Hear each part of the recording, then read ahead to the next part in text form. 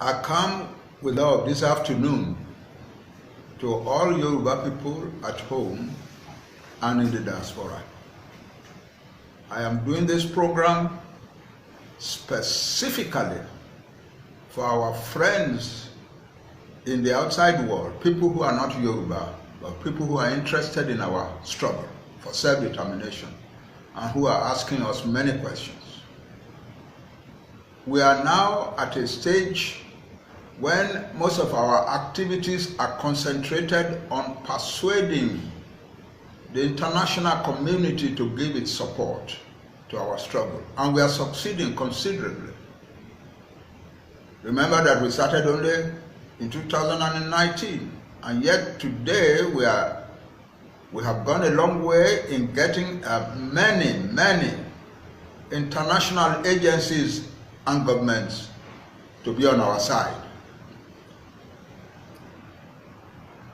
But they're asking questions, and the questions need to be answered. And I'm answering now. You will see that there are people among us, that is what puzzles our foreign friends most. You see many people among us who are prominent citizens of the Yoruba nation who are running around saying they want to contest election and become president or senator or whatever in Nigeria. The international community needs to be informed what is happening. The Yoruba people have decided that they want their own country.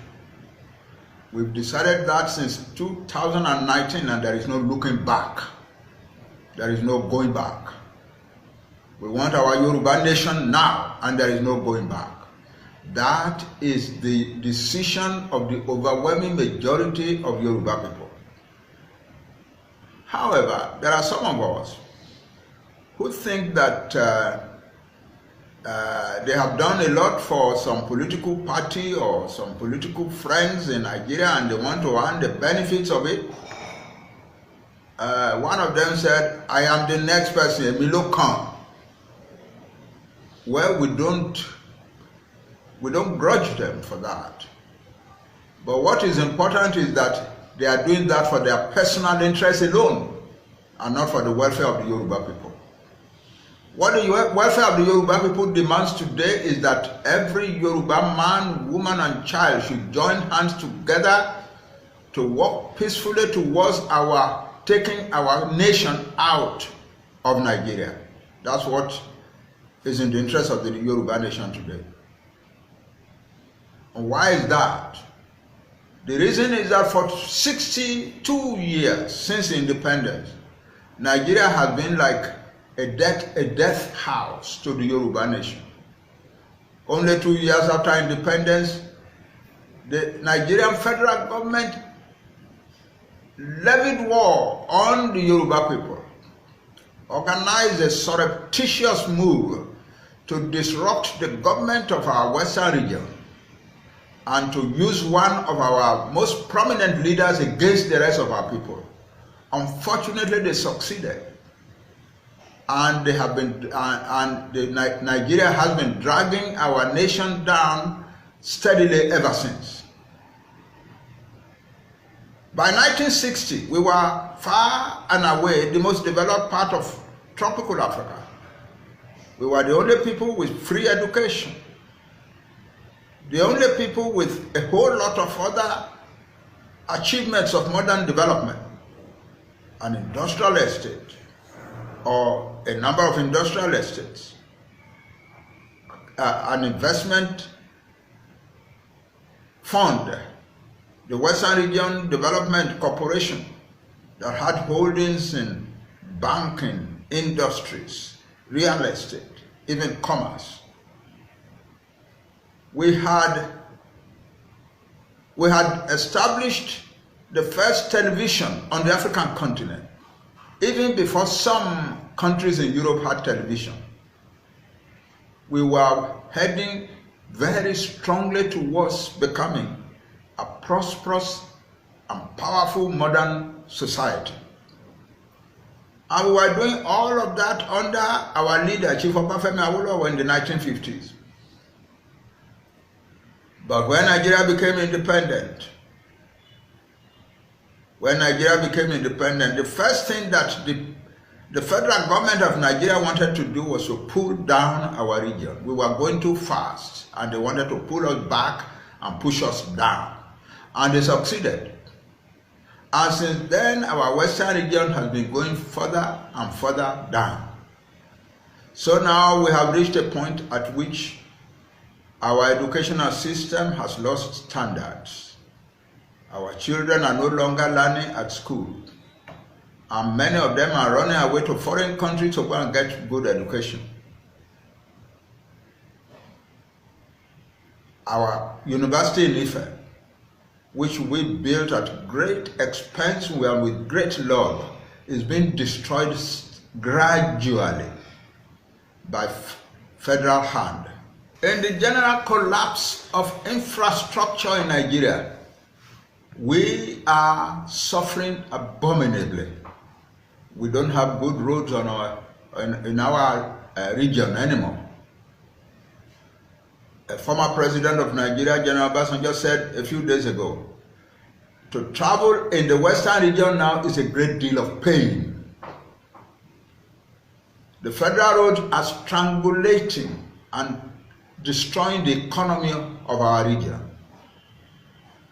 Our university in Ife has been gradually destroyed. We can no longer teach our history in our schools. We can no longer teach our language in our schools. We have become an enslaved people in Nigeria.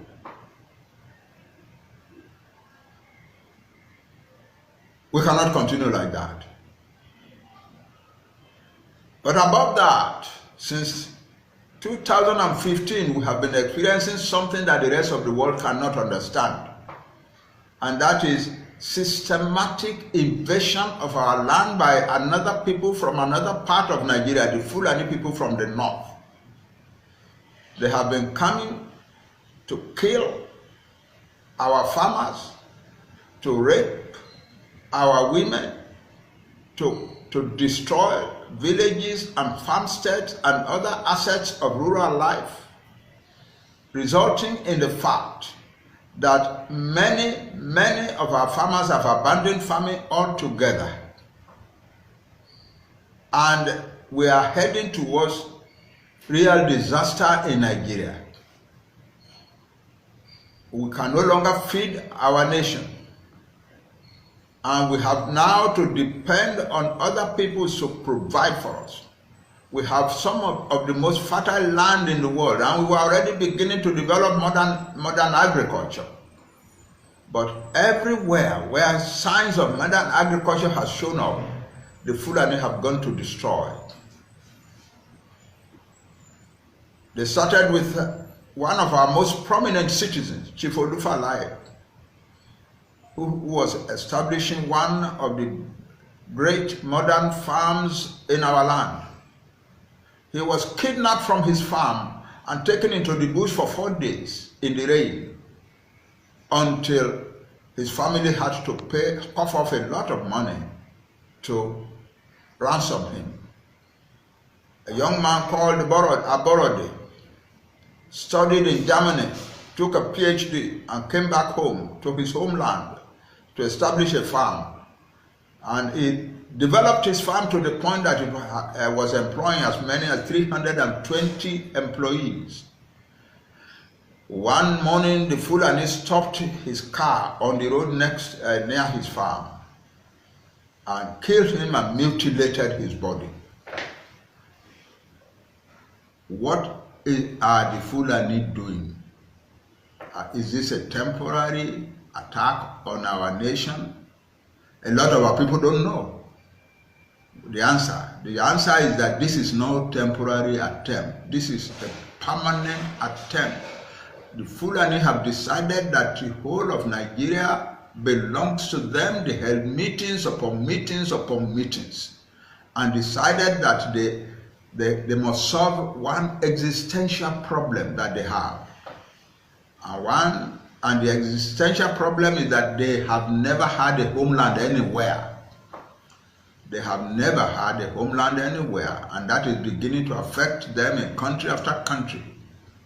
And so they have decided that Nigeria is the homeland that God has given to them, that God has given them Nigeria for a homeland, and that they must conquer it. And they are using their herdsmen who are scattered all over Nigeria as an army of conquest. Anybody who thinks that, oh, this is just a war between, trouble between herdsmen and farmers is making a hideous mistake. The Fulani herdsman has become a soldier for his nation, for the Fulani nation, for the conquest of the non-Fulani peoples of Nigeria. That's the truth of the matter. And other people, they have opened the door for Fulani from all over West Africa to come. And they are coming in droves, in their millions, to Nigeria and taking up arms to fight the non-Fulani peoples of Nigeria. They are killing in large numbers. There was a newspaper a few days ago claimed that they had killed about 2,000 Yoruba people. That is not true.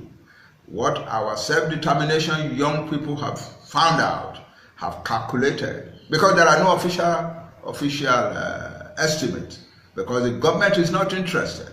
So our young people on their own decided to find out. And the number they have come to is 29,000 Yoruba people already killed.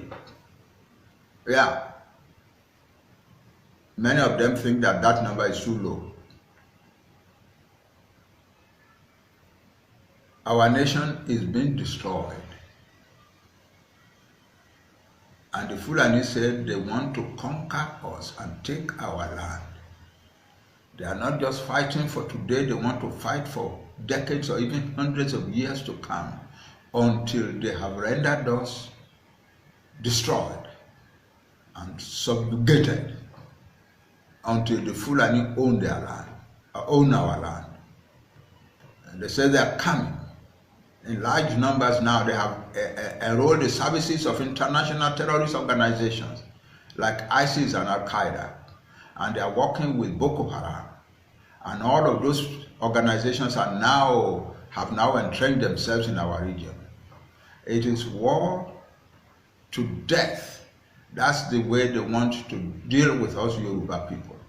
And it is not a war that they want to, we may win now, but they will come back. That's what they are saying.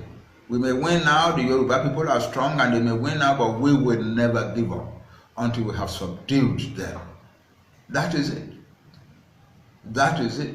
And they say that God has given them the whole of Nigeria.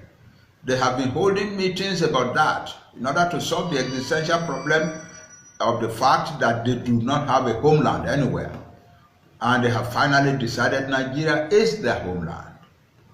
And God has given it to them. And they are going to fight and fight and fight. If they lose, they will retreat, but then they will come back. And they are ready to go on and on and on for decades and hundreds of years, until they have totally destroyed our Yoruba culture, our Yoruba confidence in ourselves, and until they establish their control over us. Part of their blueprint contains a statement that they would they will first of all destroy our Muslim population, because those are the people who will be claiming we are the same religionists.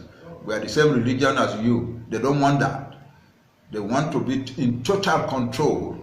They don't want any Yoruba Fulani, any Yoruba Muslim to come and say we are Muslims, and therefore we can share the government of the conquered Yoruba nation with you, with us. So they would not give up fighting until they have conquered all of us. They said they would kill the leaders of the Muslim community, the Yoruba Muslim community. They say our Islam is not Islam anyway, it's not a pure Islam, and they are coming to destroy all our Muslim leaders, our imams and our Babadini and the leaders and community leaders and so on and so forth. Then they will descend upon the rest of Yoruba land and destroy it. They are going to destroy our palaces and kill our kings and install emirs in their place. Those are their plans. And so it is not a plan for today, tomorrow alone. is a plan for many, many years to come, centuries to come if necessary. That's what they say. They are ready to continue to fight us until they have subdued us, until we surrender, until we get tired of resisting and surrender. That's what they say they want to do.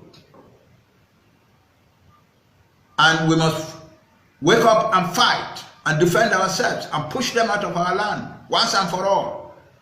And the overwhelming majority of Yoruba people have decided that the only way to do that is to have a separate country of our own, separate ourselves from Nigeria. The federal government of Nigeria is not defending us, it's not doing anything against the Fulani. Even when we created an institution that for local defense, Amotekun, the federal government tries to stop us from doing so. So we are in danger in Nigeria. The federal government is allowing the Fulani to come into Nigeria in huge numbers, to come and join in the killing and maiming and destroying in the war against us. The president of Nigeria himself publicly stated that people can come from all over Africa into Nigeria without any papers. That is an invitation to the Fulani to start coming. And they have opened all the borders of the north. About 37 different entry points along the border have been thrown wide open, and the Fulani are coming through them. Many of them have been brought to southern Nigeria, to the southwest, where we have our homeland, and they are filling our cities and bringing weapons and so on. When they come in the trucks and buses that bring them, they are coming in trucks and buses that contain large amounts of weapons.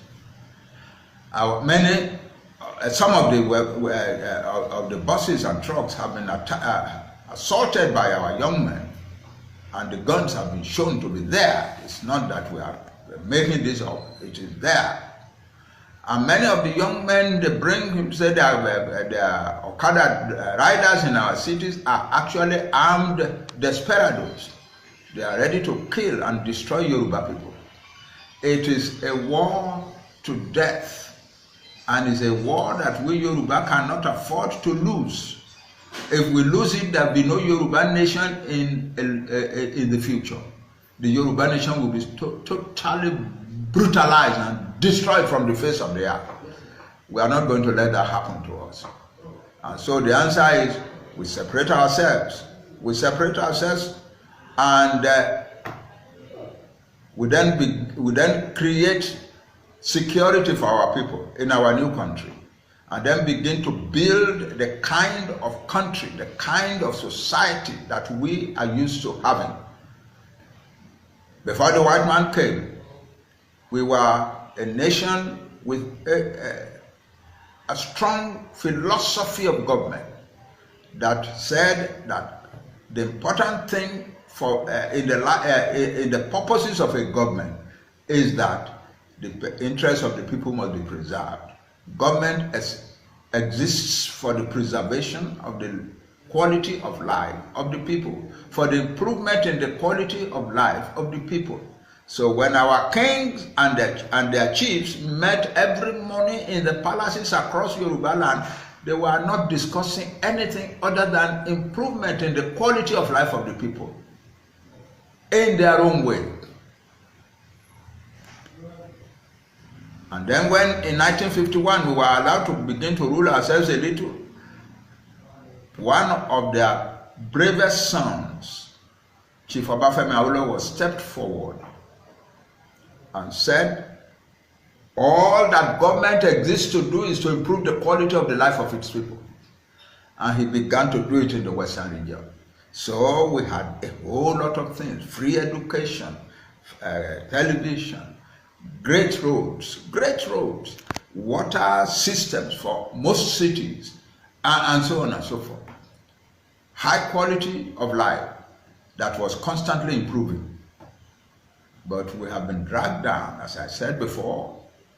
Between 1962 and now, our nation has been brutalized, seriously brutalized. We don't have roads in our land anymore. We cannot travel anywhere in Yoruba land. Most of our cities that had water in the 1950s now don't have water. Our schools have lost quality. Our teachers are not being paid appropriately, and many of them have turned away and found a way to survive. One important Yoruba leader said he went to a school once and he found the children picking melon seeds for their teacher, because the teacher was trying to survive by buying raw, unshelled melon seeds in the market and bringing it to the school for the children to share from him. That's the kind of thing that we're doing. We can no longer teach our language in our schools. We can no longer teach our history. The Obafemi Awolowo University that our people built at great expense is being destroyed. I visited the university a couple of years ago. Since I came back, I found that the university was giving a pittance for development capital, only 33 million naira. The same year, Ahmadu Bello in the north was giving 370 million naira. That's the kind of thing we are living with. That's the kind of... A few days ago, one of our governors screamed out, because when the federal government would not allow us to buy modern guns for the young men we have recruited to defend us under the name of Amatekun, they were allowing similar governments in the north to buy sophisticated modern weapons, AK-47 rifles. Yeah. Nigeria is not for the Yoruba people anymore. And so our people who say they are contesting election, that's why we have no fight with you. We will not fight. We will not fight. We will not start a fight in Yoruba land. But we want you to know that we are doing a terrible thing to our people. You are doing a terrible thing to your own parents and your own family. Your people are being killed, and you want to dine with the killers. It's unbelievable. Some young men may run away from the self-determination struggle and come and join you, and you may parade them because they see you sharing money. That's okay. But those boys don't represent the strength of the self-determination struggle. They do not. If they tell you that they are a strong part of the struggle, they are deceiving you. For more than a year now, they have not been part of the struggle in any meaningful manner. So, our brothers, you are fighting for yourself alone when your whole family is perishing. There is fire on our roof as a nation, and you have chosen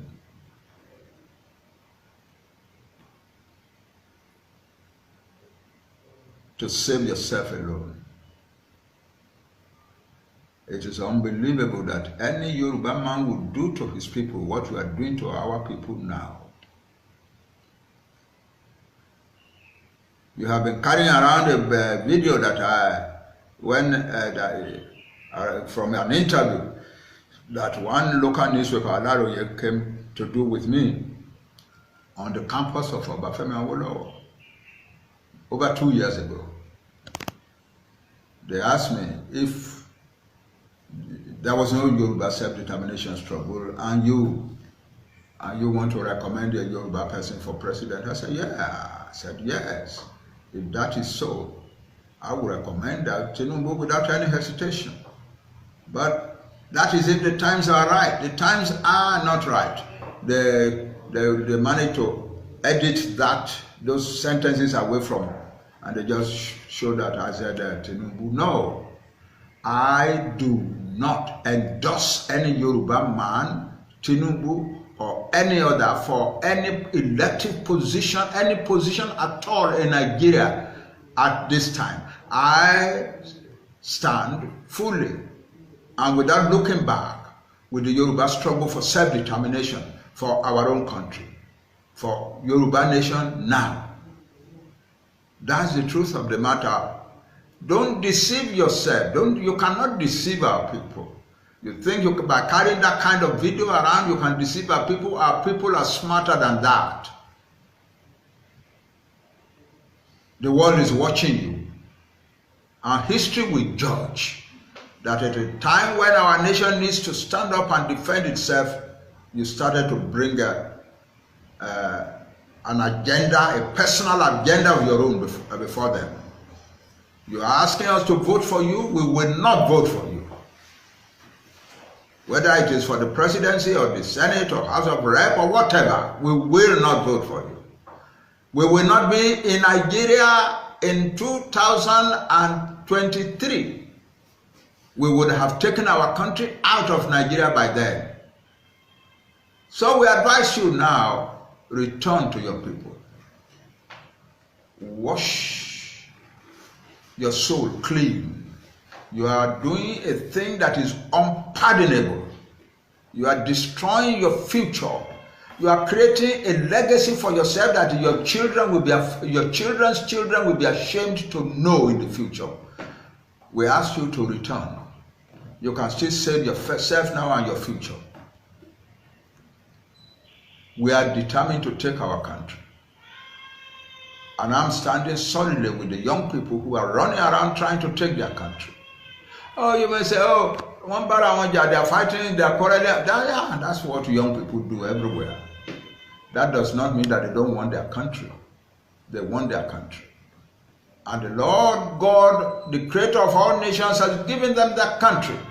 And very soon the Lord will deliver their country into their hands. Then it will be their duty to settle down and begin to give to their people the kind of government that the Yoruba people have been giving to their people from the beginning of time. A government whose objective is the improvement, constant, unchanging improvement on the life of the people of our nation. It will come. I have confidence in our young people. They will gather together and build for our people the most advanced country in the world. They will surprise the world. I have confidence in them. That is my message. And that's the message of the overwhelming majority of Yoruba people. I have no personal animosity towards any Yoruba person seeking election. But I am sorry for you. You are creating a legacy that your children's children will be ashamed to know about very soon in the future of the world. My advice, turn around and come to support your people. This is a time to show that you are men. You are men, you have the heart of men. I thank the Lord for what He has done for the Yoruba people. Abroad and all in country after country, people are stepping forward to support us. We will win our country very soon.